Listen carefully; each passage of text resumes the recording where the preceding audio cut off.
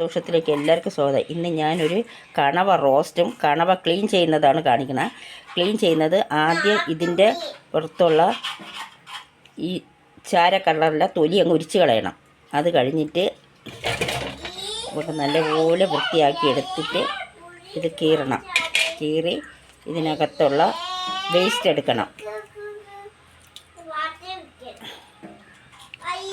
എന്നിട്ട് ഇതിൻ്റെ തല ഇതങ്ങ് എടുത്ത് കളഞ്ഞിട്ട് ഇതിനകത്തൊരു കല്ലുണ്ട്, അതും കൂടെ നമുക്ക് എടുക്കണം. ഇങ്ങനെ നമുക്ക് എല്ലാം വൃത്തിയാക്കി എടുക്കാം.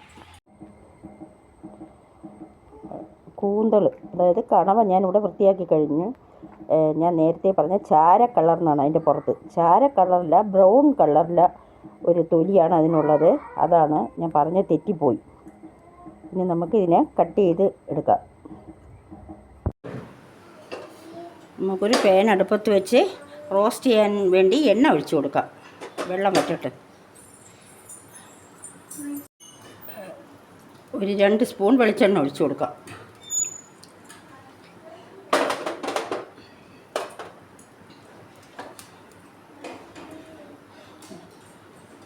എണ്ണ ചൂടാകുമ്പോൾ നമുക്ക് മുഴുവൻ പെരിഞ്ചീരകം, അതായത് വലിയ ജീരകം ഇട്ട് കൊടുക്കാം.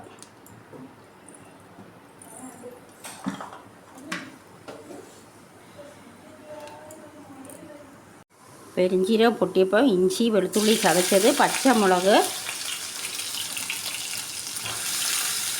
ചെറിയ ഉള്ളി കൂടെ ഒന്ന് വഴറ്റി കൊടുക്കാം. ചെറിയ ഉള്ളി ചതച്ചില്ല, ഞാൻ അരിഞ്ഞ് കട്ട് ചെയ്തിടണേ ചെയ്തത്. ഇനി നമുക്ക് ഒരു സവാള കട്ട് ചെയ്തത് ചെറുതായിട്ട് കട്ട് ചെയ്ത് തന്നെ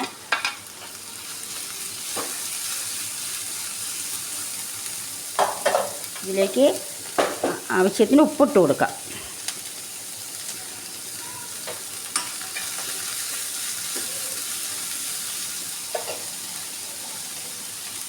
ഇനി കറിവേപ്പിലയും ഇട്ട് ഒന്ന് 2 മിനിറ്റ് ഒന്ന് മൂടി വയ്ക്കാം നമുക്ക്.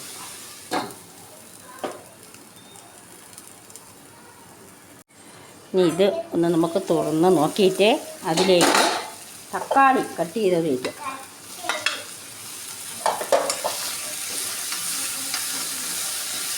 ഞാനൊരു ചെറിയ തക്കാളി ഇട്ടോളൂ.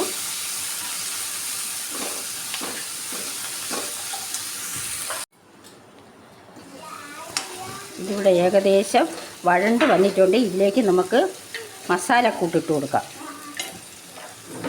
ആവശ്യത്തിന് എരിവ് ഞാനൊരു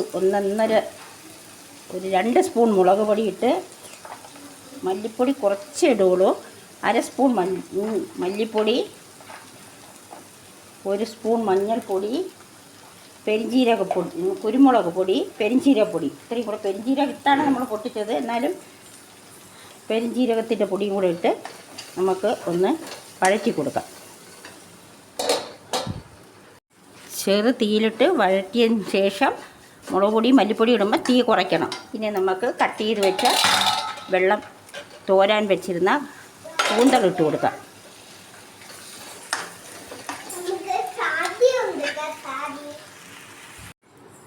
നമുക്കൊന്ന് മൂടി വെച്ച് വേവിക്കാം. അധികം വേവില്ല, വെന്താൽ റബ്ബർ പോലെ ആയിപ്പോവും, അതിൻ്റെ സോഫ്റ്റ് മാറിപ്പോവും.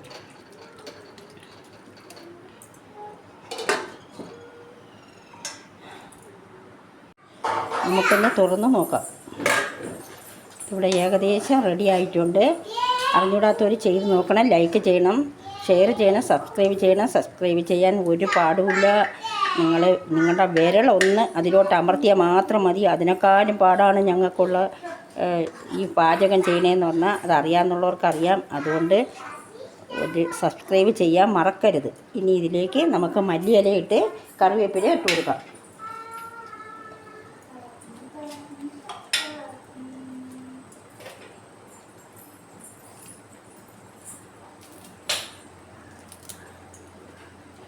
ഗ്യാസ് ഓഫ് ചെയ്യാം നമുക്ക്.